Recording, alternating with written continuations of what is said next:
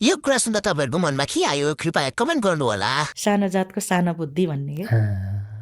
सानो जातको सानो सोच केटीहरू लिएर घरमा आउने 4-5 जना केटाहरूले भने अनि मलाई चिकन सिकन बनाऊ भन्ने अनि चाहिँ म पनि सोझो भिजेर होइन अनि बनाइदिने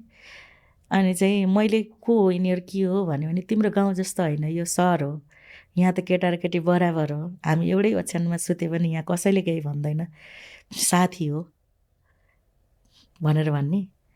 अनि मैले केही खानेकुराहरू बनाएँ भने पनि माछा मासुहरू केही बनाएँ भने मलाई त खासै सानैदेखि बनाउनु आउँथेन नि त अब घरमा पनि कहिले बनाएको खालि कुटो कोदालो गरेर इँटा सिट्टा बोकेर हिँडेको मान्छे होइन अनि खाना बनाउनु चाहिँ खासै नआउने अब अनि मैले चाहिँ पानी नै मनपर्ने पानी नै हाल्ने के अनि चाहिँ यसको माइतीमा कहिल्यै